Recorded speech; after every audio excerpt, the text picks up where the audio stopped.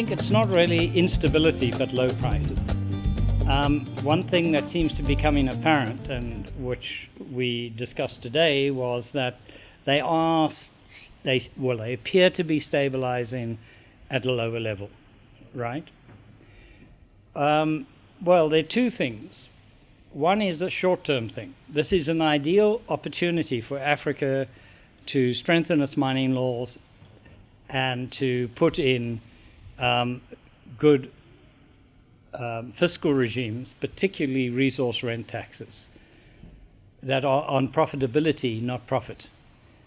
Meaning that if it's a marginal project, they don't pay it, right? Now, the pushback on resource rent taxes, we know well. The big mining companies crashed the government in Australia over this issue. That was Rio Tinto and BHP, etc., because they had a lot to lose during the boom.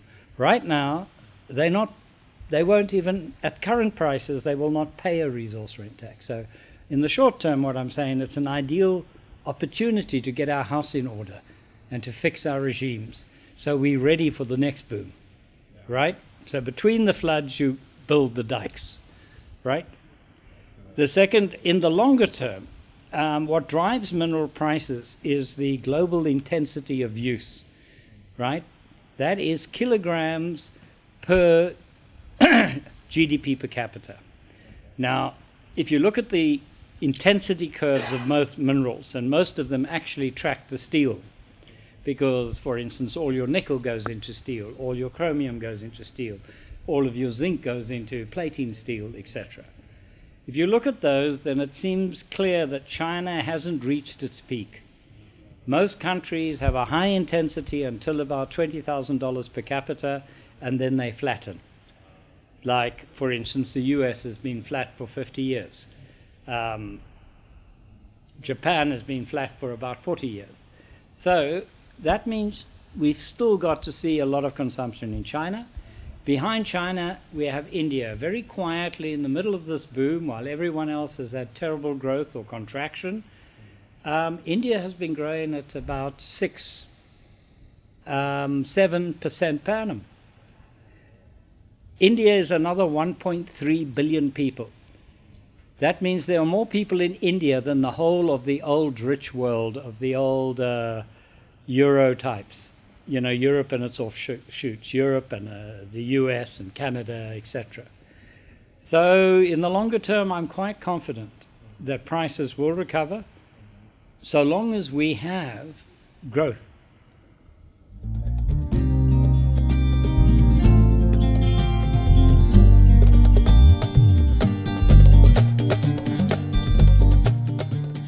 Junior mining companies shouldn't be called mining companies. I call them flippers.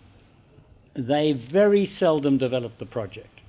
They go in, they do a bit of work, they do a colorful, fancy prospectus, raise a bit of money in Sydney and Toronto and on the AIM in London, and then they do a few more holes, but they constantly looking to cash in.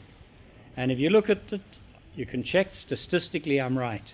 The juniors will on-sell, take the money and retire in the Bahamas. They all tell us, they tell the government, no, we're here, we're going to develop the mine, but they're constantly looking to flip the mine. So I don't call them mining companies, they're exploration companies, and then they will flip it. Right now, the opportunities for flipping are low because the price is low. Any flipping depends on the feasibility study and the rate of return at the prices prevalent.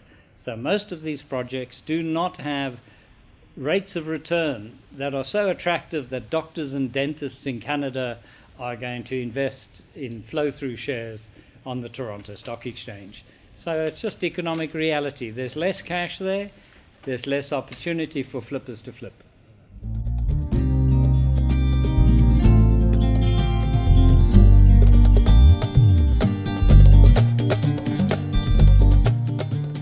I don't think language has anything to do with it, but the range of fiscal systems, that is problematic, but not too problematic because it's a vision. So we can all have the same mineral policy, And we've seen a convergence. We've seen a lot of African countries becoming AMV friendly with the rollout of the CMV, their country mining vision. How you then put that into law depends on the particular realities of your country. And that's going to be different. But that's not the issue. The African mining vision never set out to have an African mining law. It set out to have an African vision. And so we can all share a vision, and we can turn that vision into reality with different laws in different languages. It's not a problem. What's really going to be key is the regional mining vision, because there if we're going to have a regional mining vision, we have to stop talking communities, regional communities, but doing nationalist laws. So what I was trying to put forward is what we're doing in SADC as well in Southern Africa, is that we've got to recognize that our neighbors, we need them and they need us. Therefore, our laws now must recognize our neighbors. So in local content, we mustn't say that the neighboring country, let's just say it's Côte d'Ivoire. If an import comes from there, we count it as zero.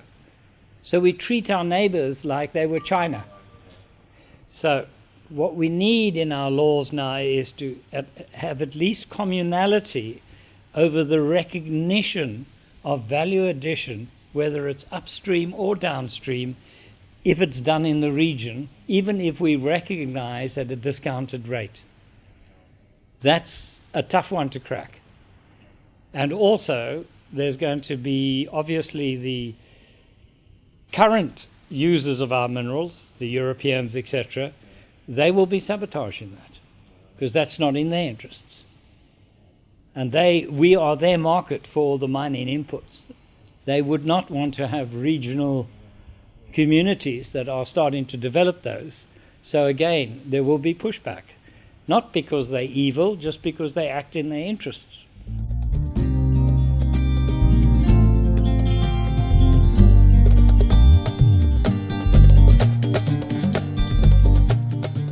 First of all, the new code. From what I heard, I haven't had sight of it, well, no one has, but it sounded very good. What was very good was, first of all, if you don't know your asset, expect to get a bad deal, right? So they are now taking a proportion of mining revenues into their geological survey department. I think that's an excellent idea. And I think it's fantastic if they trailblaze, because then at least we will have, when I advise other countries, I'll be able to say, well, you know, Senegal's doing it. So I think that's excellent. The second is that I see Senegal starting to realize that minerals are your key feedstocks into local economic development. And most Senegalese are peasants, right? So what minerals does a peasant need? The peasant does not need gold. What's he going to do with gold? Fix his teeth. The peasant does not need diamonds. What's he going to do with diamonds? Cut window panes for his house that doesn't have windows, right? What the peasant needs are fertilizer minerals. And I'm glad to see that Senegal is moving on the phosphates, but what's important is that they mustn't be exported as phosphate, rock, a 30% concentrate. We must make sure that they are turned into MAP, monoammonium phosphate, DAP, diammonium phosphate, and triple superphosphate, right? Those are what the peasant can use, and they must be in the form for use in our economies. Now, if peasants have phosphates and nitrates and potassium, they can double or even triple their yields if you look at Asia.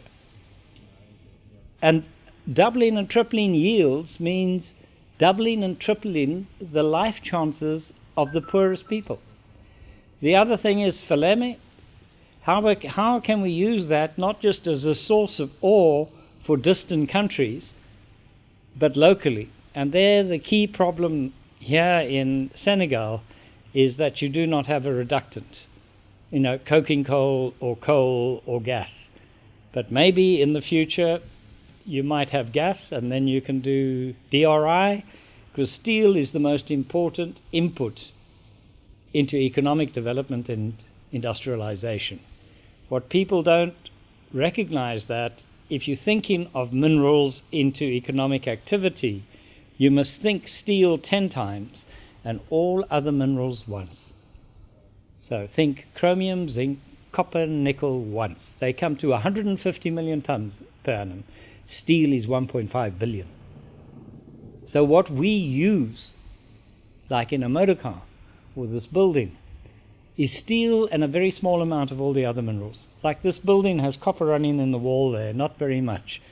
But the rest is full of steel rebar, reinforcing bar.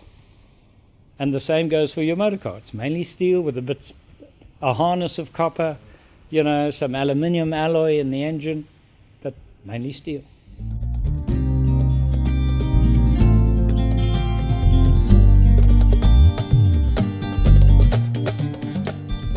I would say the AMV the Africa Mining Vision is a good starting point, but the second thing is we have to join together in regions. Each one of us is too small, and we tend to be quite xenophobic as countries, right? So unless we join together, we will not have the scale economies to put in steel plants.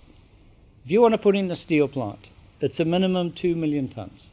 Where are you going to sell it? That means one plant for the whole of West Africa. 2 million tons is about what you consume.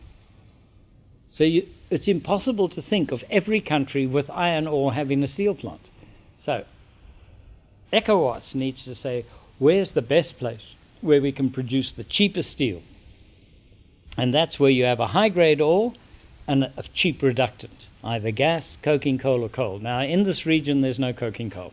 And in this region, there's hardly any coal, only in the Benue Trench in Nigeria. So it's basically with gas. And gas is good to make DRI. But where's the place? And for that, that's scientific, that's technical. We can look where the optimum place to put a steel plant that will be competitive and be able to supply steel to our people at the cheapest price.